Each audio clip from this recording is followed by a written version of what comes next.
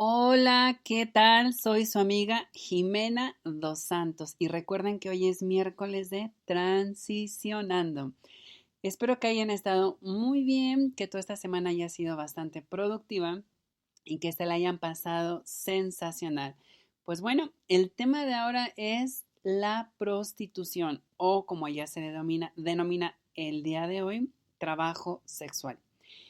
La prostitución o el trabajo sexual está rodeado de muchos prejuicios, de muchos tabús, de muchas telarañas, ¿no? Sociales, culturales, en base al prejuicio y a lo que se considera desde el punto de vista puro, limpio, ¿no? Y lo que se considera poluto, sucio, algo, digamos así, de mal ver, ¿no? Pero bueno, dijera Oscar Wilde por ahí, espero que no habrás llevado una vida doble, aparentando ser malo y siendo en realidad bueno. Eso sería hipocresía o, como dicen por ahí, doble moral. El trabajo sexual está definido como la acción y el efecto de trabajar con el físico, el cuerpo y el alma o la energía. Anteriormente, como se le denominaba a este arte, ¿no? La prostitución, ¿no? Era la forma de cómo las prostitutas y los prostitutos tenían este comercio carnal en donde estaba presente el ánimo de lucro, obviamente, ¿no? Pero bueno, la prostitución o el trabajo sexual no es únicamente a cambio de dinero, también es a cambio de favores, es a cambio de beneficios, ¿no? Ya lo iremos leyendo aquí poco a poco. La Organización Nacional la Organización de las Naciones Unidas, perdón, define a las personas que se dedican al trabajo sexual como la persona que se ofrece libremente a cambio de dinero al primero que le llega, ¿no? O sea, o al postor, ¿no? Que le llega a un precio. Buenas noches, Aideta y Esayala, gracias por estarnos escuchando.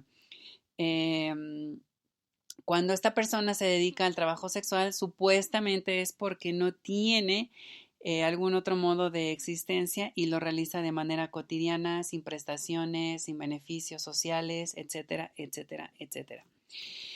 Esta definición, al parecer, bueno, suena como muy categórica, ¿no? Al señalar que el trabajador o la trabajadora sexual ofrece sus servicios sin elección ni placer.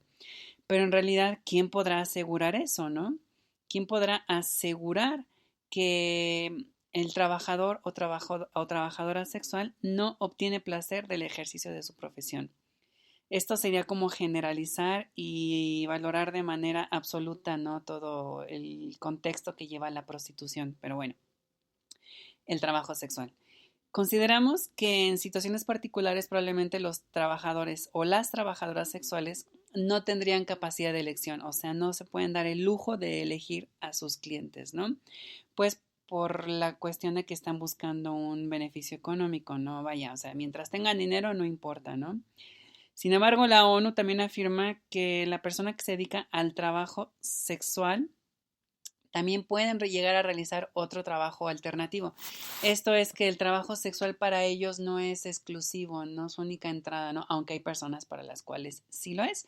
Se podría hablar de una perspectiva inteligente que un trabajador o trabajadora sexual que tiene otros ingresos o que capitaliza el ingreso que obtiene a través del beneficio de dar placer o de vender sus caricias, ¿no? Como dicen por ahí, pues podría llevarle a capitalizar y llevar a poder invertir para otros fines, ¿no? Pero bueno, ¿qué sucede cuando la persona que se dedica a este trabajo, ¿no? Al trabajo sexual, em, tiene como finalidad ejercer realmente un protocolo de atención, ¿no?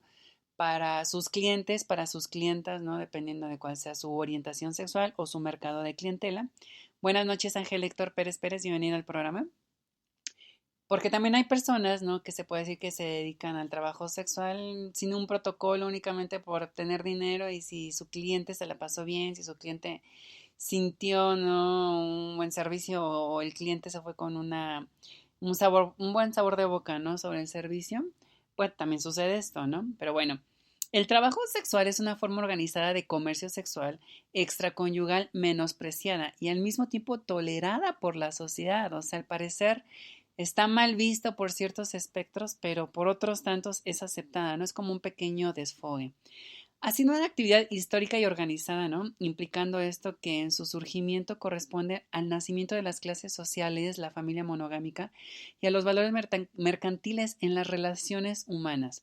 Todo esto constituye una forma de organización social porque en ella participan por lo menos 7 sectores con papeles específicos, con una jerarquía, con un estatus legal ahí medio informal, ¿no? Bueno, que se podría esperar en una sociedad como la latina, ¿no? En donde hay bastante prejuicio, bastante doble moral, ¿no? Para muchas cosas. Pero bueno, vamos a ver. Los beneficiarios de los trabajadores y las trabajadoras sexuales.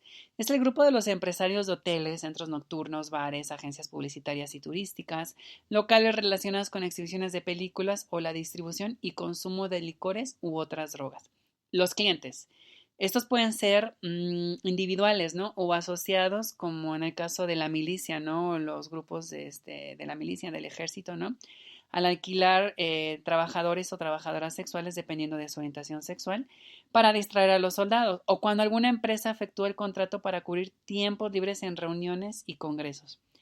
La simple reunión de algunos amigos en grupos, ¿no? Como fines de semana que se van de peda, ¿no? Como dicen, vámonos de putas, ¿no? Con la finalidad de obtener servicio sexual, ya se puede decir que es una asociación. Otra, el sistema de justicia penal, ¿no? Conformado por fiadores, abogados, defensores, policías, fiscales, jueces, carceleros, proveedores de servicios como por ejemplo personal que tramita las tarjetas sanitarias, etcétera, etcétera, etcétera. Los publicistas también aquí sacan su mochada, pues son directores y reporteros de periódicos, editores de publicaciones, productores de películas, autores de libros, políticos, reformadores morales, dueños de páginas en internet, ¿no? Que hoy en día ya está muy en boga contratar servicios de trabajadores y trabajadoras sexuales a través de internet. La gente del medio, como se le puede llamar a los alcahuetes, ¿no? O los regenteadores, los padrotes, ¿no? O las mismas personas que se dedican al trabajo sexual, delincuentes o personas que se dedican a vender tu estadía en la calle, porque también hay diferentes tipos de exhibición en la prostitución, desde llamadas por internet, ¿no? Que se anuncian en internet, que se anuncian en el periódico, o las personas que trabajan en la calle. Los contactos también, que es una categoría en la que se incluye a los taxistas, mozos de hoteles o cantineros que relacionan a los clientes de estos tugurios con los trabajadores y las trabajadoras sexuales. Y vaya, profesionales, ¿no? Que son médicos, terapeutas, trabajadores sociales, investigadores sexuales, terapeutas en terapias alternativas, como es mi caso, que manejo mucho sanación de memorias psicocorporales a través del Reiki, ¿no? De meditación, etcétera, etcétera. Bueno. El trabajo sexual se puede decir que es una práctica de relación sexual que se mercantiliza, ¿no? Con una diversidad muy grande de clientes y que por lo común se puede decir que está carente de un rollo ahí afectivo, ¿no? Emocional. Pues se puede decir que el trabajador, la trabajadora sexual, ¿no? Desarrolla el papel de dominador, ¿no? En el aspecto de que el cliente así lo desee, ¿no? O en el caso se pueden invertir los papeles que el cliente lleve por pagar, ¿no? El que paga manda, lleva el monto, ¿no? Del dominio, ¿no? En este caso, pues es quien utiliza, cosifica al trabajador, a la trabajadora sexual. Sin embargo, también hay casos, ¿no? En el que los trabajadores o las trabajadoras sexuales establecen una relación de igual a igual, ¿no? Desde una perspectiva de como un convenio de compraventa, donde lo que se vende es un servicio sexual, obviamente con ciertos fines, ¿no? De que, bueno, va a haber besos, va a haber caricias, o muchas veces los contratantes dicen, estoy casado, necesito atención porque en mi casa, bueno, mi esposa pues cuida a mis hijos, llego ya únicamente es así de cómo estuvo el día, ¿sabes qué? Hubo esto, tu hijo hizo lo otro, tu hija hizo aquello, se pelearon tus hijos, ¿no? Entonces es así como un rollo en el que muchas veces el cliente llega con un contexto no de solicitar un servicio sexual explícito, sino muchas veces para pedir únicamente atenciones, cariños, ¿no? Palabras tiernas, etcétera. Si hablamos de toda esta perspectiva, ¿no? Si hay una evolución histórica, ¿no? En el trabajo sexual, podemos hablar que inicialmente, como se le llamaba la prostitución, aparece como un tributo espiritual a los dioses. En la prostitución hospitalaria, ¿no? El jefe de la tribu tenía la obligación de poner a disposición de los visitantes las mujeres de la propia familia, ¿no? Es decir, pues hijas, hermanas, primas, tías, sobrinas, nietas, ¿no? Por la creencia de que entre las ropas de los extranjeros había una divinidad oculta con la que había que congraciarse. Esto se va a ir trabajando, pues dependiendo de la cultura y la época, ¿no? En la Grecia antigua, las mujeres antes de casarse tenían que entregarse por obligación a varios hombres en el templo. Además, pues había esclavas, ¿no? Que eran obligadas a prostituirse en el templo a cambio de su libertad y alguna de las partes se llaman algunas ganancias, ¿no? Del templo. Por ejemplo, en Atenas, Solón establece el dicterión mediante el cual el Estado controlaba a las prostitutas y las tarifas que éstas podían tener, ¿no? Para con sus clientes o con sus contratantes. En Babilonia, por ejemplo, la paga del forastero era una ofrenda sagrada del templo de Isitar, ¿no? En Egipto, en cambio, las sacerdotisas se prostituían en el templo. Otro ejemplo, en Corintio, las prostitutas del templo de Afrodita eran socialmente aceptadas. Aquí no tenían tantas broncas, ¿no? Como hoy en día, ¿no? Con el prejuicio de que, pues, si eres trabajador o trabajadora sexual, pues está mal visto, ¿no? No, allá eran aceptadas sin ningún problema porque era parte del protocolo social. De hecho, el trabajo sexual es bastante importante en nuestra sociedad porque evita que muchos hombres, mayormente los hombres, los varones, ya sean heterosexuales u homosexuales, son los que contratan el servicio, ¿no? De los trabajadores y las trabajadoras sexuales, pues por cuestiones sabidas de que el hombre, el macho biológico tiene más testosterona o también el hombre transexual, ¿no? Que es hembra biológica, pero puede llevar a, pues su tratamiento hormonal a subirle la testosterona y también llega a tener esta necesidad hormonal, ¿no? De estar desfogando su calentura, su sexualidad, porque es bien sabido por hombres transexuales, tengo yo bastantes amigos, ¿no? Que me comentan que son muy calientes desde que comienza su tratamiento de reemplazo hormonal, aumenta la testosterona en su cuerpo. Pero bueno, por otro lado, se dice que en Roma no se practicaba ni la prostitución hospitalaria ni la sagrada. Esto es que las prostitutas eran excluidas de la sociedad y se les obligaba a portar un símbolo distintivo. Imagínense, llevar un símbolo de un gráfico, ¿no? Que te distinguía como puta, ¿no? Como prostituta. Imagínense nada más el prejuicio, la carga social y cultural, ¿no? Pero bueno, se dice que en el año 180 a.C. se instala el primer sistema de cartilla para las prostitutas o licentia stupri.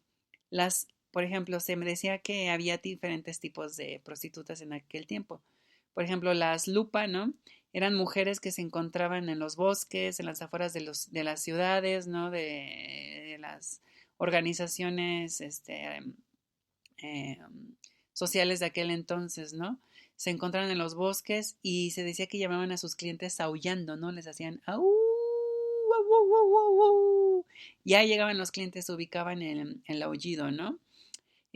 Así es como se dice que se establecieron los lupanares que congregaban a dos tipos de prostitutas, las meretril, que eran clandestinas, y las prostibularias, que tenían registro en los ediles. Estas prostibularias pues estaban registradas, ¿no? A nivel notarial para poder llevar la contabilidad de sus ingresos y obviamente se puede decir que tenían este... vaya, como un pequeño seguimiento, ¿no? De parte de los regidores, ¿no? De la ciudad y pues obviamente estaban más vigiladas y por lo cual su servicio pues era legal, no había broncas, ¿verdad? También se habla de que en aquellos entonces existían las etairas, ¿no? Que eran mujeres de clase muy alta y se puede decir que eran las únicas mujeres de aquella época que tenían acceso a la educación, pues no únicamente eran consideradas